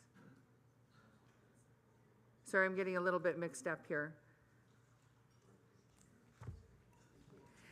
I think I'm going to ask my colleague to jump in here. If I understand correctly, what the intent of what I'm hearing you say is that option C would be simply leaving the Electoral Act as is, not amended. So Yes. I'm going to just get my colleague just to. Thank you. Sorry. I'm changing hats. So I'm now, as Deputy Speaker, speaking to this. The resolution that we now have on the floor is to change the Electoral Act. Okay. If you wish to vote against the change, the default is that 5.6 as it's already written stays the same. There's no change to so it's not an amendment. It's if you wish to keep it the way it's already currently in place, then you would vote against the resolution. If you wish to change what's currently in place in 5.6, then you would vote in favor of the resolution. Thank you for that clarity. Very much appreciated for your patience with me today. No problem. So I think we're ready to go with the vote on the resolution, and it is always very clear to know what you're voting for. So we'll always make sure that everyone knows what they're doing. So we're going to be calling for a vote on Resolution 11. Please answer in favor if you wish to adopt the resolution. State that you're opposed if you do not wish to adopt the resolution, and I will start in alphabetical order calling the roll. David Allard. Yes. Oh, thank you. Sorry. Sorry, and I also, I did forget to mention that because this is a legislative amendment where we require 75% of votes and pass, by my count that is 30 from our quorum count, but we will count from the votes cast and calculate as that. So, David Allard. Yes. Joy Bremner. Sevier Brewer. Yes. Ron Caron. Jeff Crozier. Yes. Sean Davern. Yes. Louis DeJager. Yes. Sylvia DeRoche. Yes. Cheryl Dodman. Yes. Kate Elliott. Yes. Alicia Fernando. Monica Fisher. Yes. Deborah Fisher. Yes. Paulette Flamond. Yes. Lee Frazier. Yes. Rainey Gervais. Yes. Dean Gladue. Yes. June Graham. Patrick Harriet. Yes. Susie Hooper. Yes. Travis Jobin. Yes. Melissa Kelm. Yes. Richard Lewis. Yes. Tyler Massey. Yes. Betty McDonnell. Yes. Caitlin Bird. Yes. Walter Minot. In favor. Peggy Alansky. Trish Paulson. Yes. Brianna Peltier. Yes. Lisa Shepard. Yes. Christina Sample. Yes. Kelly Sears. Yes. Mert Servatius. Yes. Dana Shaw. Yes. Natasha Smith. Yes. Lisa Smith. Abstain, please. Greg Stanwood. Yes. Joyce Sundin. Yes. Pixie Wells.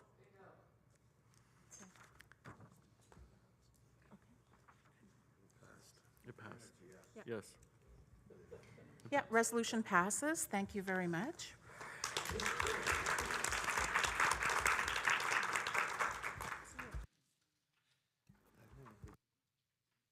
We're just going to confer just for a moment. We're just doing a time check here. I have 11:45.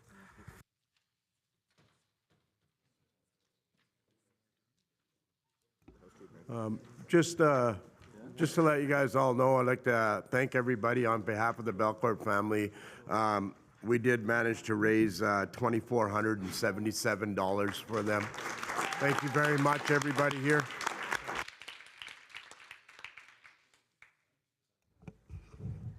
Walter, is that just the money that was dropped?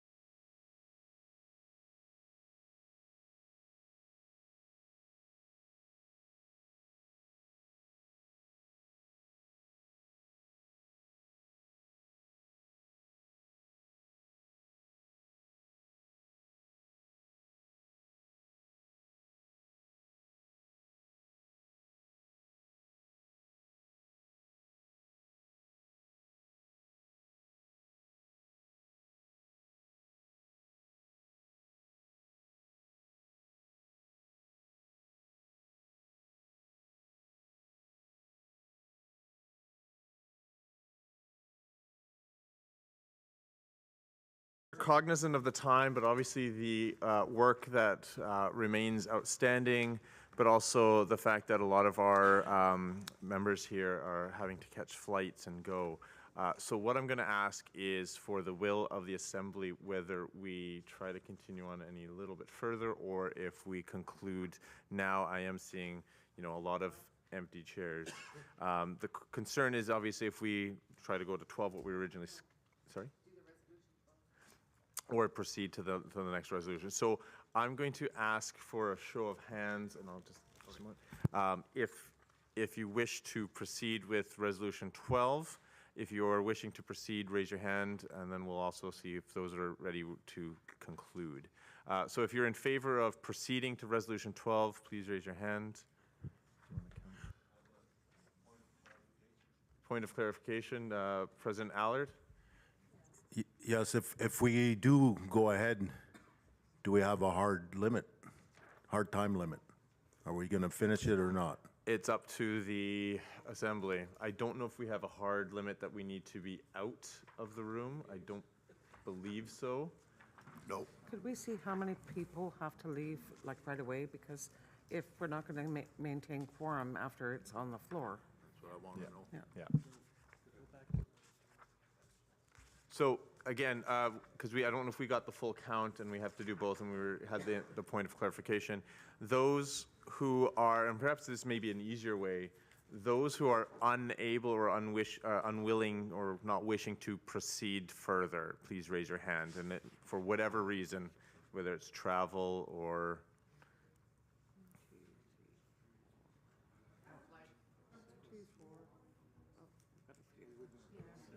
Is there an issue with quorum? that's what we're trying to determine. Okay, so like in my situation, I could stay for a little bit, but I don't know if it goes on, and I wouldn't want to put a time limit on important issues. Yeah.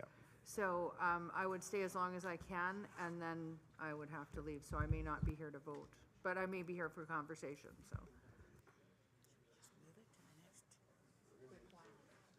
Thank you for that, everyone. I think the concern, and I think quite well put by President Paulson, and the concern raised by President Allard is that even those of us that are present and those wanting to proceed, we may lose quorum partway through in any event. So before we adjourn to the June MNGA dates, we will require a motion from the floor given the outstanding matters that we have left. And perhaps I'll turn it to Mr. Beaker. And just before that, because it may be, okay, thank you. I'll turn it to Mr. Beaker for the motion that we may require to postpone the current matters that we have not yet gotten to. Thank you very much. So, so in anticipation of this happening, we have a postponement motion written up here that we'd be looking for a mover and seconder. And the resolution just states that the remaining resolutions as numbered be postponed to the June 2023 MNGA, but also that the above noted resolutions may be amended before introduction at the June 2023 MNGA. So it formally moves these to the order sheet for the next MNGA. They don't have to be resubmitted or anything like that, but also because the motion to postpone would freeze those resolutions in time, we want to give that consideration that if better ideas came up, we still have the flexibility to do that so we can get the freshest ideas at the June MNGA. So thank you.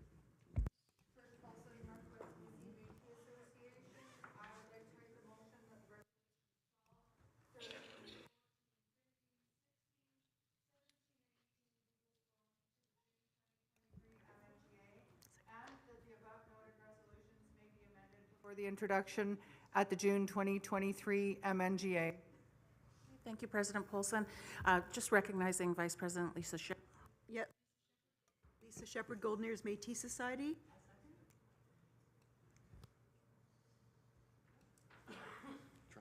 Okay, we're going to attempt, President Allard? David Allard, Salmon Métis Association. Point of clarification, can the above noted resolutions be amended by any MNGA member or only the submitters of said resolutions before the MNGA? Thank you. Thank you for that point of clarification. The resolutions can only be amended by the proponents of them because they're not technically on the floor yet, but we wanted to give them the flexibility.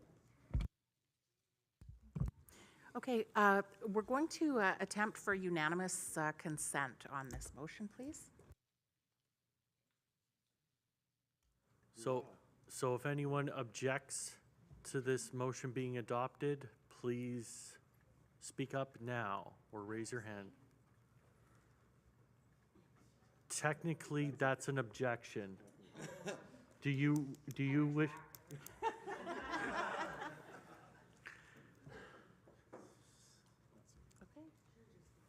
Okay, not seeing any objections, passed by unanimous consent. Thank you so much to the Assembly.